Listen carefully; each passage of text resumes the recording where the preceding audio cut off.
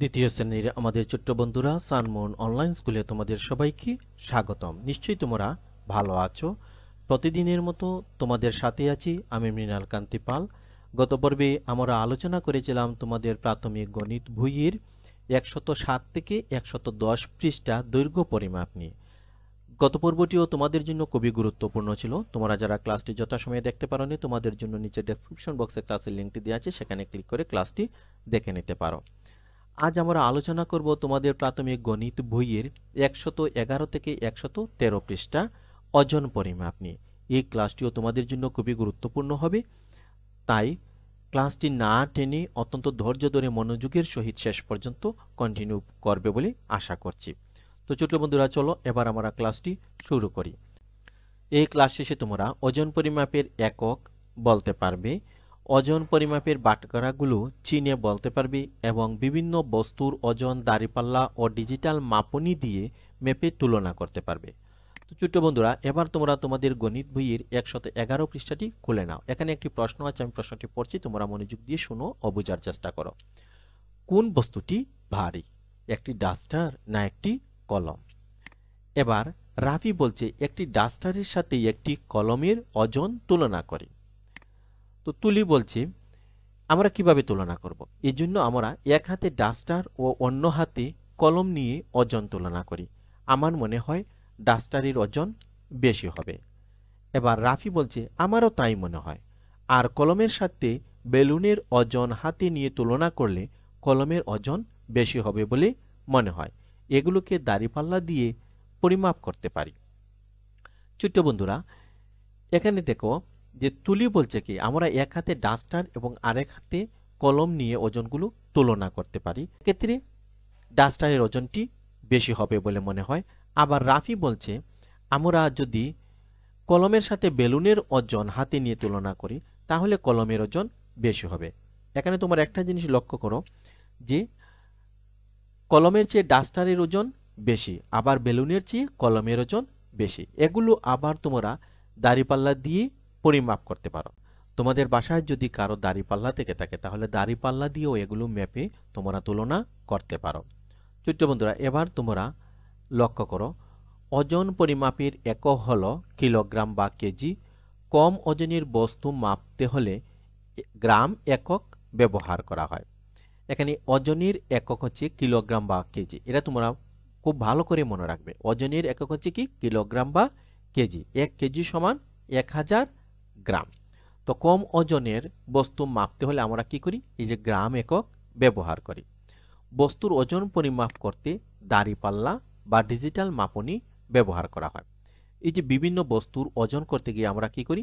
দাঁড়িপাল্লা দিয়ে পরিমাপ করে থাকি, অথবা এখন আমরা ডিজিটাল মাপনী দিয়েও পরিমাপ করে থাকি। তো তোমরা দুটি দিয়েই তোমাদের বাড়ির যে কোনো জিনিস তোমরা পরিমাপ করে দেখতে পারো। এবার ছোট্ট বন্ধুরা, এখানে একটি তোমরা ছবি দেখতে পাচ্ছ। এসো আমরা নিচের জিনিসগুলোর ওজন তুলনা করি। কোনটির ওজন সবচেয়ে বেশি, কিভাবে তুলনা করা যায়? ছোট্ট বন্ধুরা, এবার তোমরা একটু চিন্তা করো তো। এখানে তোমরা দেখতে পাচ্ছ বেগুন, আনারস, টমেটো, শসা, কলা, আপেল। এই বস্তুগুলোর ওজন আমরা কিভাবে পরিমাপ করতে পারি এবং পরিমাপ করে কিভাবে তুলনা করা যায়? তো ছোট্ট বন্ধুরা, এগুলোর ওজন পরিমাপ করতে হলে আমাদেরকে কিছু বাটখারার সাহায্য নিতে হবে। এবার আসো আমরা বাটখারাগুলো চিনে নিই। কি কি বাটখারা আছে আমরা একটু দেখে নিই। প্রথমেই আমরা এটি দেখতে পাচ্ছি 5 গ্রামের বাটখারা, তারপরে যে 10 গ্রামের বাটখারা, 20 গ্রামের বাটখারা, 50 গ্রামের বাটখারা, 100 গ্রামের বাটখারা, 200 গ্রামের বাটখারা, 500 গ্রামের বাটখারা এবং 1000 গ্রাম বা 1 কেজি ওজনের বাটখারা। এই কটি বাটখারা দিয়ে আমরা এখানের বস্তুগুলোর ওজন পরিমাপ করতে পারি। এবার ছোট্ট বন্ধুরা, তোমরা এখানে লক্ষ্য করো যে 25 গ্রামের একটি বাটখারা আছে। আমরা কোন কোন বাটখারার সাহায্যে এই 25 গ্রামের বাটখারা মেলাতে পারি একটু দেখে নেই। আমরা 10 গ্রামের একটি বাটখারা নিলাম, আরও 10 গ্রামের একটি বাটখারা নিলাম এবং 5 গ্রামের একটি বাটখারা নিলাম। এই তিনটি বাটখারা নিয়ে কিন্তু আমাদের 25 গ্রাম হয়ে গেল। 10, 10, 20 আর 5 হচ্ছে 25। তাছাড়াও আমরা 20 গ্রামের একটি বাটখারা নিতে পারি, আবার 5 গ্রামের একটি বাটখারা নিয়েও আমরা 25 গ্রাম মেলাতে পারি। আবার এখানে তোমরা দেখো 50 গ্রামের বাটখারা। এখানে আমরা 20 গ্রামের একটি বাটখারা, আরও 20 গ্রামের একটি বাটখারা এবং 10 গ্রামের একটি বাটখারা নিয়ে আমরা 50 গ্রাম মিলাতে পারি। আবার 20 গ্রামের একটি বাটখারা, আবার 10 গ্রাম ও 10 গ্রামের দুটি বাটখারা, আবার 5 গ্রাম ও 5 গ্রামের দুটি বাটখারা নিয়েও আমরা 50 গ্রাম মিলাতে পারি। 20 আর 10 হচ্ছে 30, আর 10 40, আর 5 45, আর 5 হচ্ছে 50 গ্রাম। এবার তোমরা দেখো 100 গ্রামের বাটখারা আমরা কিভাবে মেলাতে পারি। আমরা 50 গ্রামের দুটি বাটখারা দিয়েও 100 গ্রাম মেলাতে পারি। আবার 50 গ্রামের একটি বাটখারা নিতে পারি, 20 গ্রামের একটি বাটখারা নিতে পারি, আরও 20 গ্রামের একটি বাটখারা নিতে পারি, এবং 10 গ্রামের একটি বাটখারা নিয়েও আমরা 100 গ্রাম মিলাতে পারি। 50 আর 20 হচ্ছে কত?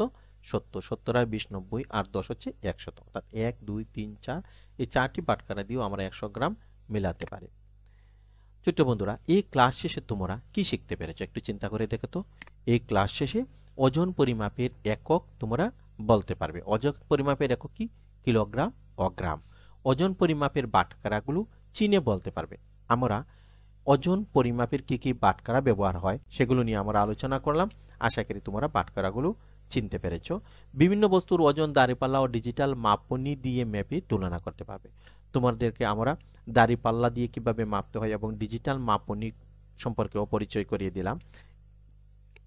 এভাবে তোমরা বাড়িতে বিভিন্ন বস্তু দাঁড়িপাল্লা ও ডিজিটাল মাপনী দিয়ে মেপে তুলনা করবে। তাহলে এই ক্লাস সম্পর্কে ধারণা তোমাদের আরো ক্লিয়ার হয়ে যাবে। ছোট্ট বন্ধুরা, আজ আমরা তোমাদের গণিত বইয়ের 111 ও 113 পৃষ্ঠা নিয়ে আলোচনা করলাম। আশা রাখি এই ক্লাসটি তোমাদের ভালো লেগেছে। ক্লাসটি যদি তোমাদের ভালো লাগে থাকে তাহলে একটি লাইক করতে ভুলবে না। সেই সাথে এই ক্লাসটি তোমাদের বন্ধুবান্ধব এবং আত্মীয় স্বজনের মধ্যে শেয়ার করে দিবে, তাহলে তারাও তোমাদের মতো ক্লাসটি দেখে উপকৃত হবে। ছোট্ট বন্ধুরা, এবার আসো বাড়ির কাজ। বিভিন্ন প্রকারের 3-4টি বস্তুর ওজন দাঁড়িপাল্লা ও ডিজিটাল মাপনী দিয়ে তুলনা করে দেখি একই হয় কিনা। ছোট্ট বন্ধুরা, তোমাদের বাড়ির বিভিন্ন জিনিস তোমরা দাঁড়িপাল্লা ও ডিজিটাল মাপনী দিয়ে মেপে তুলনা করে দেখবে একই হয় কিনা। ছোট্ট বন্ধুরা, তোমরা যদি আমাদের এই ক্লাসটি ফেসবুক পেজ থেকে দেখে থাকো তাহলে সানমুন অনলাইন স্কুল ফেসবুক পেজটি ফলো এবং লাইক করে নিও। তোমরা যদি আমাদের এই ক্লাসটি ইউটিউব চ্যানেল থেকে দেখে থাকো তাহলে সানমুন অনলাইন স্কুল ইউটিউব চ্যানেলটি সাবস্ক্রাইব করে নিও। এতক্ষণ আমাদের সাথে ধৈর্য ধরে থাকার জন্য তোমাদের সবাইকে আন্তরিক ধন্যবাদ। ভালো থেকো, সুস্থ থেকো।